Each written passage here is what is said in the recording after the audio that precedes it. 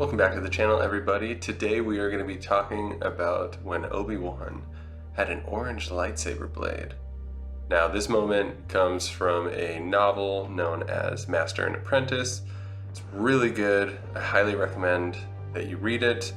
There will be spoilers for said book, so if you don't want spoilers, I don't recommend you watch this video. And not only does it have some cool Star Wars moments, but it has some incredible character development and backstory. What we're going to talk about today is Obi-Wan's orange lightsaber. Now this moment occurs during a coronation and treaty signing for a young princess of the planet Pijal, which is in the Outer Rims and kind of unique in terms of its location. It's really important that they develop a hyperspace lane near that system. So this treaty ceremony and coronation is a very pivotal moment for Qui-Gon and Obi-Wan's mission. That's all I'll say about that. Events leading up to this involved Qui-Gon Jinn having visions of a horrible attack that was supposed to happen during the ceremony. No one believes in his vision, including Obi-Wan, and that's for good reason. Something you learn in the book. That causes Obi-Wan to go behind Qui-Gon's back and talk to the Jedi Council and get permission to represent the Republic during the coronation and treaty signing. Now the vision does come true, and Qui-Gon is locked out of the ceremony hall by a special shield impervious to lightsaber attacks. Now previously in the book, Qui-Gon Jinn and Obi-Wan discovered some illegal jewel thieves who were on the moon of Pijal trying to mine kyber crystals.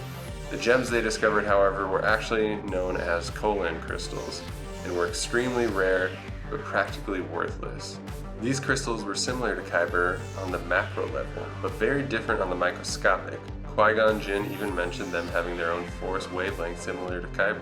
On this moon as well, you learn of this group known as the Black Guards, who wear personal shields that deflect lightsabers. The shield blocking Qui-Gon during the ceremony is like those shields and similar in color as well, but on a larger scale, obviously. Within the dome, Qui-Gon witnesses the princess and her security captain attack. It turns out she is opposed to the treaty and wants to reclaim her ultimate power as queen of the planet Pijal. She then orders her captain to blast Obi-Wan. Obi-Wan knows that they have their own personal shields, but attempts to defend himself in what he thinks will be his final act. However, when he ignites his lightsaber, it produces a bar of orange plasma and he slashes the captain across the chest.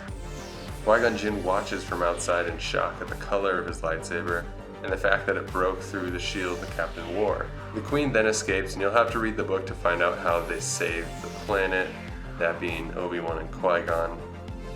Now you might be wondering how he had an orange lightsaber, considering in canon we currently don't know of any Jedi who had orange lightsabers. This change in color was due to an attempt to leave Obi-Wan vulnerable during the ceremony. The Queen had previously watched how Obi-Wan worked on and disassembled his lightsaber and was able to switch his kyber crystal with a colon crystal. This caused the orange light to appear instead of blue. The blade was weaker than a normal one due to the properties of the crystal, so while he was able to cut through the shields that were powered by colon crystals, it was only due to the fact that they were made of the same substance. In Legends, lightsaber colors were the full spectrum and carried different meaning. Kyber crystals now typically just produce blue, green, and yellow. There are rare instances of amethyst like Mace Windu, or black blades like the Darksaber, but those are few.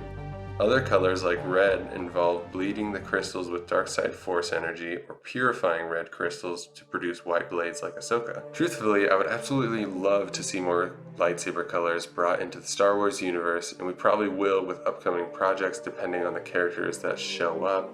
I'm talking about Acolyte because there has been rumor that Revan and some other ancient Sith Lords are going to show up in that show, but that is to be seen. Anyways, thank you guys so much for watching. I hope you have an amazing day, and may the Force be with you.